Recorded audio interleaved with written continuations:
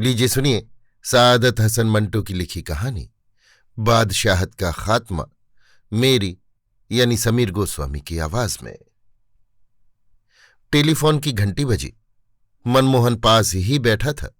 उसने रिसीवर उठाया और कहा, हेलो 44457। दूसरी तरफ से पतली सी निस्वानी आवाज आई, सॉरी रॉन्ग नंबर। मनमोहन ने रिसीवर रख दिया और किताब पढ़ने में मशगूल हो गया। ये किताब वो तकरीबन 20 मरतबा पढ़ चुका था, इसलिए नहीं कि उसमें कोई खास बात थी। दफ्तर में जो वीरान पड़ा था, एक सिर्फ यही किताब थी जिसके आखिरी और आक क्रिम खूरदा थे। एक हफ्ते से दफ्तर मनमोहन की तहवील में था, क्योंकि उसका मालिक, जो कि उसका दोस्त था, कुछ रुपया कर्ज लेने के लिए कहीं बाहर गया हुआ था। मनमोहन के पास चूंकि रहने के लिए कोई जगह नहीं थी, इसलिए फुटपाथ से आर्जी तौर पर वो इस दफ्तर में मुंतकिल हो गया था, और इस एक हफ्ते में वो दफ्तर की इकलौती किताब तकरीबन 20 मरतबा पढ़ चुका था। दफ्तर में वो अकेला पड़ा रहता। नौकरी से उसे नफरत थी। अगर वो चाहता तो किसी भी फिल्म कंपनी में बतौर फिल्म डायरेक्टर के मुलाजिम हो सकता था, मगर वो गुलामी नहीं चाहता था। निहायत ही बेजरर और मुखलिस आदमी था, इसलिए दोस्त यार उसके रोजाना अखराजात का बंदोबस्त कर देते थे। ये अखराजात बहुत ही कम थे। सुबह को चाय की प्याली और 2 तोस, दोपहर को 2 फुलके और थोड़ा सा सालन, सारे दिन में 1 पैकेट सिगरेट और बस। मनमोहन का कोई अजीज या रिश्तेदार नहीं था। बेहद खामोशी पसंद था, जफाकश था, कई दिन फाके से रह सकता था। उसके मुतल्लिक उसके दोस्त और तो कुछ नहीं, लेकिन इतना जानते थे कि वो बचपन ही से घर छोड़ छाड़ के निकल आया था और एक मुद्दत से बंबई के फुटपाथों पर आबाद था। जिंदगी में सिर्फ उसको एक चीज की हसरत थी, औरत की मोहब्बत की। अगर मुझे किसी औरत की मोहब्बत मिल गई तो मेरी सारी जिंदगी बदल जाएगी। दोस्त उससे कहते, तुम काम फिर भी ना करोगे? मनमोहन आह भरकर जवाब देता, काम? मैं मुजस्सम काम बन जाऊंगा। दोस्त उससे कहते, तो शुरू कर दो किसी से इश्क। मनमोहन जवाब देता, नहीं, मैं ऐसे इश्क का कायल नहीं जो मर्द की तरफ से शुरू हो। दोपहर के खाने का वक्त करीब आ रहा था। मनमोहन ने सामने दीवार पर क्लॉक की तरफ देखा। टेलीफोन की घंटी बजना शुरू हुई। उसने रिसीवर उठाया और कहा, हेलो 44457। दूसरी तरफ से पतली सी आवाज आई, 44457। मनमोहन ने जवाब दिया, जी हां। निस्वानी आवाज ने पूछा, आप कौन हैं? मनमोहन, फरमाइए।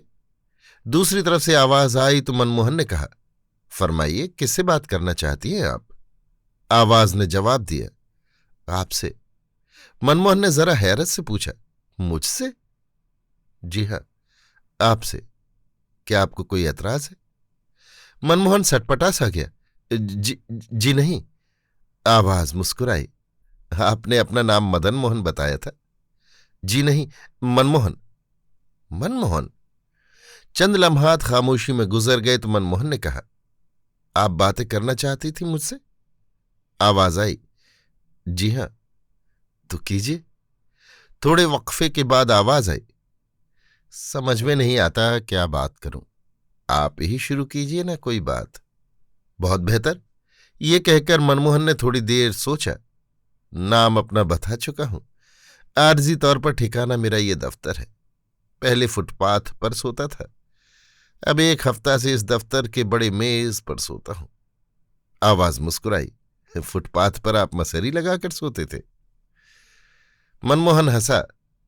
इससे पहले कि मैं आपसे मजीद गुफ्तगू करूं, मैं ये बात वाज़ेह कर देना चाहता हूं कि मैंने कभी झूठ नहीं बोला। फुटपाथों पर सोते मुझे एक जमाना हो गया है।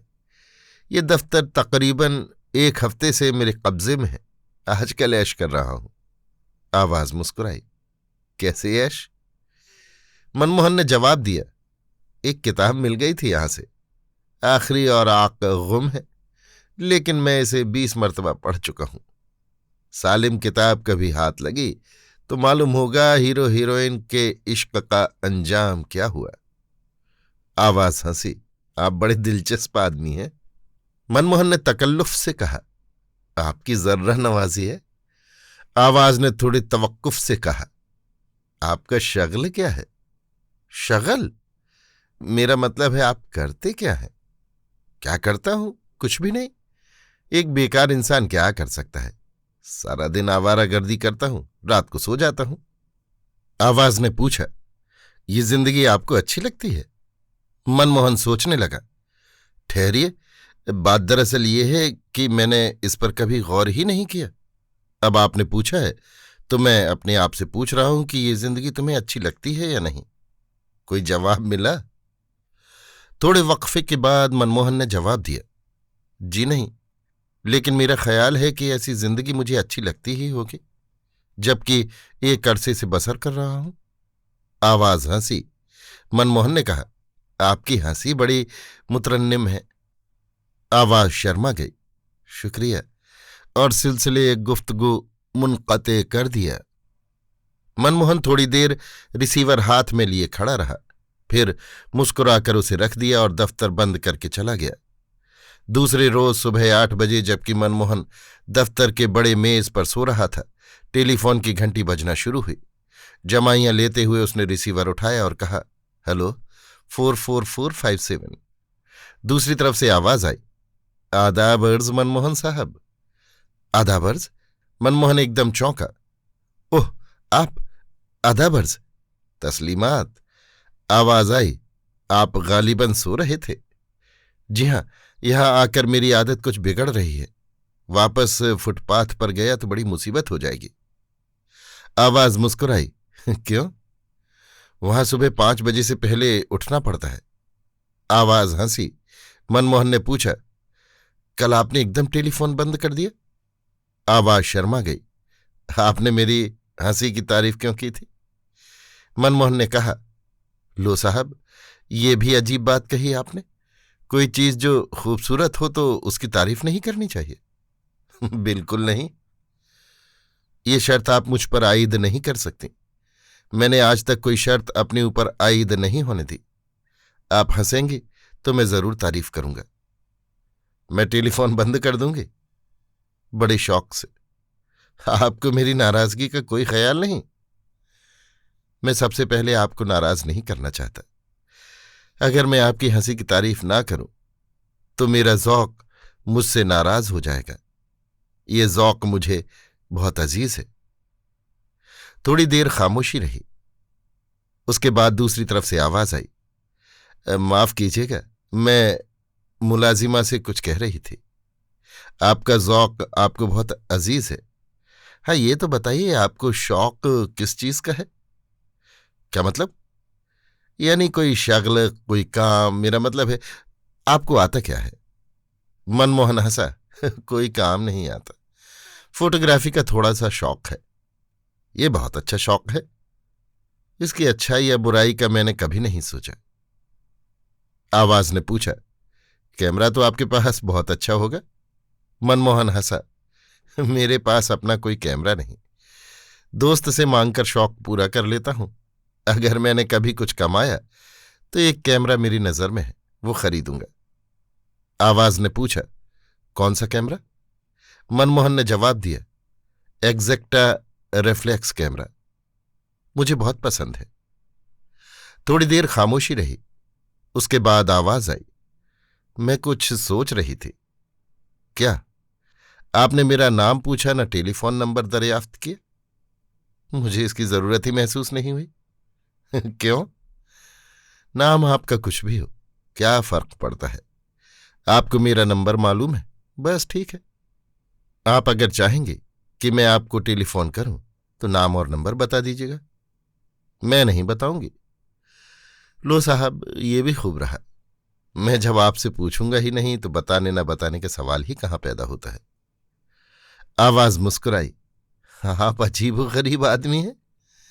मनमोहन मुस्कुरा दिया। जी हां, कुछ ऐसा ही आदमी हूं। चंद सेकंड खामोशी रही। आप फिर सोचने लगी। जी हां, कोई और बात इस वक्त सूझ नहीं रही थी। तो टेलीफोन बंद कर दीजिए, फिर सही। आवाज किसी कदर तीखी हो गई। आप बहुत रूखे आदमी हैं। टेलीफोन बंद कर दीजिए। लीजिए, मैं बंद करती हूं।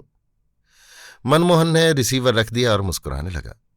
आधे घंटे के बाद जब मनमोहन हाथ धोकर कपड़े पहनकर बाहर निकलने के लिए तैयार हुआ तो टेलीफोन की घंटी बजी। उसने रिसीवर उठाया और कहा, 44457। आवाज आई, मिस्टर मनमोहन? मनमोहन ने जवाब दिया, जी हां मनमोहन, इरशाद। आवाज मुस्कुराई, इरशाद ये है कि मेरी नाराजगी दूर हो गई है। मनमोहन ने बड़ी शगुफ्तगी से कहा, मुझे बड़ी खुशी हुई है। नाश्ता करते हुए मुझे ख्याल आया कि आपके साथ बिगाड़नी नहीं चाहिए। हाँ, आपने नाश्ता कर लिया? जी नहीं, बाहर निकलने ही वाला था कि आपने टेलीफोन किया। ओह, तो आप जाइए। जी नहीं, मुझे कोई जल्दी नहीं। मेरे पास आज पैसे नहीं हैं, इसलिए मेरा ख्याल है कि आज नाश्ता नहीं होगा। आपकी बातें सुनकर आप ऐसी बातें क्यों करते हैं? मेरा मतलब है, ऐसी बातें आप इसलिए करते हैं कि आपको दुख होता है? मनमोहन ने एक लम्हा सोचा। जी नहीं, मेरा अगर कोई दुख दर्द है तो मैं उसका आदी हो चुका हूं। आवाज ने पूछा, मैं कुछ रुपए आपको भेज दूं? मनमोहन ने जवाब दिया, भेज दीजिए। मेरे फाइनेंसरों में एक आपका भी इजाफा हो जाएगा। नहीं, मैं नहीं भेजूंगी। आपकी मर्जी। मैं टेलीफोन बंद करती हूं। बेहतर। मनमोहन ने रिसीवर रख दिया और मुस्कुराता हुआ दफ्तर से निकल गया। रात को 10 बजे के करीब वापस आए और कपड़े बदलकर मेज पर लेटकर सोचने लगा कि ये कौन है जो उसे फोन करती है। आवाज से सिर्फ इतना पता चलता है कि जवान है। हंसी बहुत ही मुतरन्निम थी। गुफ्तगू से ये साफ जाहिर है कि तालीम याफ्ता और मुहज्जब है। बहुत देर तक वो उसके मुतल्लिक सोचता रहा। इधर क्लॉक ने 11 बजाए, उधर टेलीफोन की घंटी बजी। मनमोहन ने रिसीवर उठाया। हेलो। दूसरी तरफ से वही आवाज आई, मिस्टर मनमोहन? जी हां मनमोहन, इरशाद। इरशाद ये है कि मैंने आज दिन में कई मर्तबा रिंग किया। आप कहाँ गायब थे? साहब, बेकार हूं, लेकिन फिर भी काम पर जाता हूं। किस काम पर? आवारागर्दी। वापस कब आए? 10 बजे। अब क्या कर रहे हैं? मेज पर लेटा आपकी आवाज से आपकी तस्वीर बना रहा था। बनी? जी नहीं। बनाने की कोशिश न कीजिए, मैं बड़ी बदसूरत हूं। माफ कीजिएगा, अगर आप वाकई बदसूरत हैं तो टेलीफोन बंद कर दीजिए। बदसूरती से मुझे नफरत है। आवाज मुस्कुराई, ऐसा है तो चलिए, मैं खूबसूरत हूं। मैं आपके दिल में नफरत नहीं पैदा करना चाहती। थोड़ी देर खामोशी रही। मनमोहन ने पूछा, कुछ सोचने लगी? आवाज चौंकी, जी नहीं, मैं आपसे पूछने वाली थी कि सोच लीजिए अच्छी तरह। आवाज हंस पड़ी, आपको गाना सुनाऊं? जरूर। ठहरिए। गला साफ करने की आवाज आई। फिर गालिब की ये गजल शुरू हुई। नुक्ताची है गमे दिल, सहगल वाली नई धुन थी। आवाज में दर्द और खुलूस था। जब गजल खत्म हुई तो मनमोहन ने दाद दी, बहुत खूब, जिंदा रहो। आवाज शर्मा गई। शुक्रिया, और टेलीफोन बंद कर दिया। दफ्तर के बड़े मेज पर मनमोहन के दिलो दिमाग में सारी रात गालिब की गजल गूंजती रही। सुबह जल्दी उठा और टेलीफोन का इंतजार करने लगा। तकरीबन 2.5 घंटे कुर्सी पर बैठा रहा, मगर टेलीफोन की घंटी न बजी। जब मायूस हो गया तो एक अजीब सी तलखी उसने अपने हलक में महसूस की। उठकर टहलने लगा। उसके बाद मेज पर लेट गया और कुढ़ने लगा। वही किताब जिसको वो मुतअद्दिद मर्तबा पढ़ चुका था उठाई और वर्क गर्दानी शुरू कर दी। यूं ही लेटे लेटे शाम हो गई। तकरीबन 7 बजे टेलीफोन की घंटी बजी। मनमोहन ने रिसीवर उठाया और तेजी से पूछा, कौन है? वही आवाज आई, मैं। मनमोहन का लहजा तेज रहा। इतनी देर तुम कहाँ थी? आवाज लर्जी। क्यों? मैं सुबह से यहां झक मार रहा हूं, नाश्ता किया है न दोपहर का खाना खाया है, हालांकि मेरे पास पैसे मौजूद थे। आवाज आई, मेरी जब मर्जी होगी टेलीफोन करूंगी। आप? मनमोहन ने बात काटकर कहा, देखो जी, ये सिलसिला बंद करो। टेलीफोन करना है तो एक वक्त मुकर्रर करो, मुझसे इंतजार बर्दाश्त नहीं होता। आवाज मुस्कुराई, आज की माफी चाहती हूं, कल से बाकायदा सुबह और शाम फोन आया करेगा आपको। ये ठीक है। आवाज हंसी, मुझे मालूम नहीं था आप इस कदर बिगड़ी दिल हैं। मनमोहन मुस्कुराया। माफ करना, इंतजार से मुझे बहुत कोफ्त होती है, और जब मुझे किसी बात से कोफ्त होती है तो अपने आप को सजा देना शुरू कर देता हूं। वो कैसे? सुबह तुम्हारा टेलीफोन ना आया। चाहिए तो ये था कि मैं चला जाता, लेकिन बैठा दिन भर अंदर ही अंदर कुढ़ता रहा। बचपना है साफ। आवाज हमदर्दी में डूब गई। काश मुझसे ये गलती न होती। मैंने कसदन सुबह टेलीफोन न किया। क्यों? ये मालूम करने के लिए आप इंतजार करेंगे या नहीं। मनमोहन हंसा। बहुत शरीर हो तुम। अच्छा, अब टेलीफोन बंद करो, मैं खाना खाने जा रहा हूं। बेहतर। कब तक लौटिएगा? आधे घंटे तक। मनमोहन आधे घंटे बाद खाना खाकर लौटा तो उसने फोन किया। दोनों देर तक बातें करते रहे। उसके बाद उसने गालिब की एक गजल सुनाई। मनमोहन ने दिल से दाद दी। फिर टेलीफोन का सिलसिला मुनक़ता हो गया। अब हर रोज सुबह और शाम मनमोहन को उसका टेलीफोन आता। घंटी की आवाज सुनते ही वो टेलीफोन की तरफ लपकता। बाज औकात घंटों बातें जारी रहती। इस दौरान में मनमोहन ने उससे टेलीफोन का नंबर पूछा, न उसका नाम। शुरू में उसने उसकी आवाज की मदद से तखय्युल के पर्दे पर उसकी तस्वीर खींचने की कोशिश की थी, मगर अब वो जैसे आवाज ही से मुतमईन हो गया था। आवाज ही शक्ल थी, आवाज ही सूरत थी, आवाज ही जिस्म था, आवाज ही रूह थी। एक दिन उसने पूछा, मोहन, तुम मेरा नाम क्यों नहीं पूछते? मनमोहन ने मुस्कुराकर कहा, तुम्हारा नाम तुम्हारी आवाज है, जो कि बहुत मुतरन्निम है। इसमें क्या शक है? एक दिन वो बड़ा टेढ़ा सवाल कर बैठी। मोहन, तुमने कभी किसी लड़की से मोहब्बत की है? मनमोहन ने जवाब दिया, नहीं। क्यों? मोहन एकदम उदास हो गया। इस क्यों का जवाब चंद लफ्जों में नहीं दे सकता। मुझे अपनी जिंदगी का सारा मलबा उठाना पड़ेगा। अगर कोई जवाब न मिले तो बड़ी कोफ्त होगी। जाने दीजिए। टेलीफोन का रिश्ता कायम हुए तकरीबन 1 महीना हो गया। बिला नागा दिन में 2 मरतबा उसका फोन आता। मनमोहन को अपने दोस्त का खत आया कि कर्जे का बंदोबस्त हो गया है। 7-8 रोज में वो बंबई पहुंचने वाला है। मनमोहन ये खत पढ़कर अफसुर्दा हो गया। उसका टेलीफोन आया तो मनमोहन ने उससे कहा, मेरी दफ्तर की बादशाही अब चंद दिनों की मेहमान है। उसने पूछा, क्यों? मनमोहन ने जवाब दिया, कर्जे का बंदोबस्त हो गया है, दफ्तर आबाद होने वाला है। तुम्हारे किसी और दोस्त के घर में टेलीफोन नहीं? कई दोस्त हैं जिनके टेलीफोन हैं, मगर मैं तुम्हें उनका नंबर नहीं दे सकता। क्यों? मैं नहीं चाहता तुम्हारी आवाज कोई और सुने। वजह? मैं बहुत हासिद हूं। वो मुस्कुराई। ये तो बड़ी मुसीबत है। क्या किया जाए? आखिरी दिन जब तुम्हारी बादशाहत खत्म होने वाली होगी, मैं तुम्हें अपना नंबर दूंगी। ये ठीक है। मनमोहन की सारी अफसुर्दगी दूर हो गई। वो उस दिन का इंतजार करने लगा कि दफ्तर में उसकी बादशाहत खत्म हो।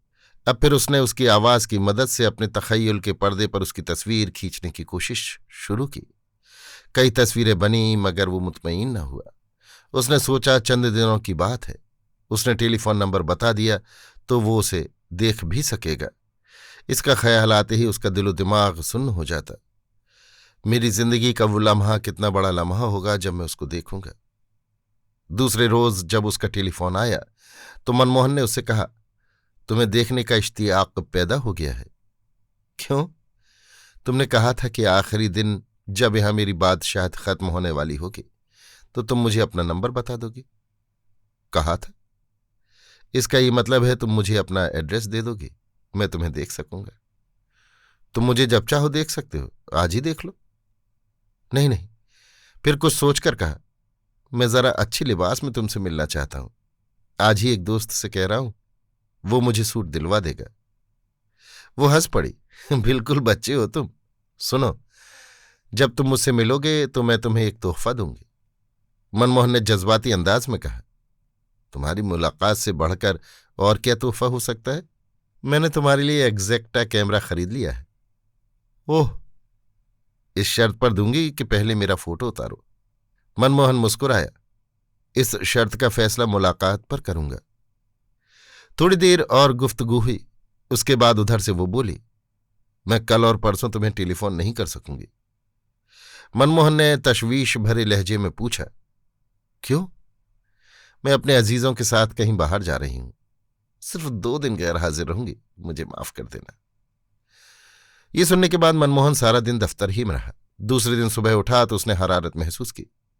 सोचा कि ये इज़्मे हिलाल है, शायद इसलिए कि उसका टेलीफोन नहीं आएगा। लेकिन दोपहर तक हरारत तेज हो गई, बदन तपने लगा, आंखों से शरारे फूटने लगे। मनमोहन मेज पर लेट गया। प्यास बार बार सताती थी। उठता और नल से मुंह लगाकर पानी पीता। शाम के करीब उसे अपने सीने पर बोझ महसूस होने लगा। दूसरे रोज वो बिल्कुल निढाल था। सांस बड़ी दिक्कत से आता था। सीने की दुखन बहुत बढ़ गई थी। कई बार उस पर हिज़यानी कैफियत तारी हुई। बुखार की शिद्दत में वो घंटों टेलीफोन पर अपनी महबूब आवाज के साथ बातें करता रहा। शाम को उसकी हालत बहुत ज्यादा बिगड़ गई। धुंधलाई हुई आंखों से उसने क्लॉक की तरफ देखा। उसके कानों में अजीब व गरीब आवाजें गूंज रही थीं, जैसे हजारहा टेलीफोन बज रहे हैं। सीने में घुंघरू बज रहे थे। चारों तरफ आवाजें ही आवाजें थीं। चुनांचे जब टेलीफोन की घंटी बजी तो उसके कानों तक उसकी आवाज न पहुंची। बहुत देर तक घंटी बजती रही। एकदम मनमोहन चौंका। उसके कान अब सुन रहे थे। लड़खड़ाता हुआ उठा और टेलीफोन तक गया। दीवार का सहारा लेकर उसने कांपते हुए हाथों से रिसीवर उठाए और खुश्क होंठों पर लड़की जैसी जबान फेर कर कहा, हेलो। दूसरी तरफ से वो लड़की बोली, हेलो मोहन। मनमोहन की आवाज लड़खड़ाई, हाँ मोहन। जरा ऊंची बोलो। मनमोहन ने कुछ कहना चाहा, मगर वो उसके हलक में ही खुश्क हो गया। आवाज आई, मैं जल्दी आ गई, बड़ी देर से तुम्हें रिंग कर रही हूं, कहाँ थे तुम? मनमोहन का सर घूमने लगा। आवाज आई, क्या हो गया है तुम्हें? मनमोहन ने बड़ी मुश्किल से कहा, मेरी बादशाहत खत्म हो गई है आज। उसके मुंह से खून निकला और एक पतली लकीर की सूरत में गर्दन तक दौड़ता चला गया। आवाज आई, मेरा नंबर नोट कर लो, 50314 50314। सुबह फोन करना। ये कहकर उसने रिसीवर रख दिया। मनमोहन औंधे मुंह टेलीफोन पर गिरा। उसके मुंह से खून के बुलबुले फूटने लगे। अभी आप सुन रहे थे सादत हसन मंटो की लिखी कहानी बादशाहत का खात्मा, मेरी यानी समीर गोस्वामी की आवाज में।